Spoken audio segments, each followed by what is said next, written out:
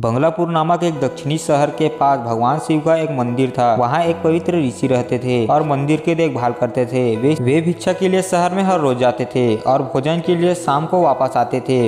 अपनी आवश्यकताओं से अधिक एकत्र कर लेते थे और बाकी का बर्तन में डालकर गरीब मजदूरों में बांट देते थे, जो बदले में मंदिर की सफाई करते थे और उसे सजावट का काम किया करते थे। उसी आश्रम में एक चूहा भी बिल में रहता था और हर रोज कटोरे में से कुछ न कुछ भोजन चुरा लेता था। जब साधु को एहसास हुआ कि चूहा भोजन चोरी करता है तो उन्होंने इसे रोकने के लिए सभी तरह की कोशिश की। उन्होंने कटोरे में काफी ऊंचाई पर रखा ताकि वहां तक पहुंचना, और यहाँ तक कि एक छड़ी के साथ चूहे को मार भगाने की भी कोशिश की, लेकिन चूहा किसी भी तरह कटोरे तक पहुँचने का रास्ता ढूंढ लेता और कुछ भोजन चुरा लेता। एक दिन एक भिक्षुक मंदिर की यात्रा करने के लिए आए थे, लेकिन साधु का ध्यान तो चूहे को डंडे से मार भगाने में था और वे भिक्षुक से मिल नहीं पाए। इसे अपना अपमान समझकर भिक्षुक क्रोधित होकर बोले, आपके आश्रम में फिर कभी नहीं आऊंगा, क्योंकि लगता है मुझसे बात करने के अलावा आपके अन्य काम ज्यादा महत्वपूर्ण लग रहा है। साधु विनम्रता पूर्वक चूहे से जुड़ी अपनी परेशानियों के बारे में भिक्षुक को बताते हैं कि चूहे कैसे उनके पास से भोजन किसी न किसी तरह चुरा ही लेता है। यह चूहा किसी बिल्ली या बंदर को भी हरा सकता है। अगर बात मेरे कटोरे तक पहुंचने की हो तो मैंने हर कोशिश कर ली, लेकिन हर बार किसी न किसी तरीके से भोजन चुरा ही लेता है। भिक्षुक ने साधु की परेशानियों को समझा और सलाह दी। चूहे में इतनी शक्ति, आत्मविश्वास और चंचलता के पीछे अवश्य ही कुछ न कुछ कारण होगा। मुझे यकीन है इसने बहुत सारा भोजन जमा कर रखा होगा और यही कारण है कि चूहा अपने आप को बड़ा महसूस करता है। इस प्रकार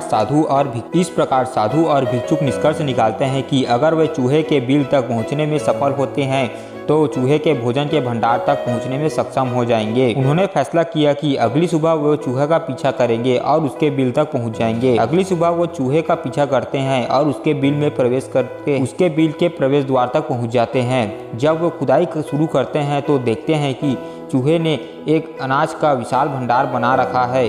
फौरन ही साधु ने सारा चुराया हुआ भोजन एकत्रित करके मंदिर में ले जाता है। वापस आने पर अपना सारा अनाज गायब देख चूहा बहुत ही दुखी हो जाता है।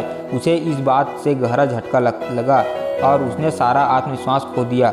अब चूहे के पास भोजन का भंडार नहीं था, फिर भी उसने फैसला किया कि वो फिर से रात को कटोरे से भोजन चुराएगा। लेकिन जब उसने कटोरे तक पहुंचने की कोशिश की तब वह धड़ाम से नीचे गिर गया और उसके यह एहसास हुआ कि अब न तो उसके पर शक्ति है और न ही आत्मविश्वास। उसी समय साधु ने भी छड़ी से उस पर हमला किया। किसी तरह चूहा अपनी जान बचाई और भागने में कामयाब रहा और फिर वापस मंदिर कभी नहीं आया। यदि हमारे पास भी संसाधनों की कमी न हो तो हम में भी अद्भुत शक्तियाँ और आत्मविश्वास की कमी नहीं आ सकती।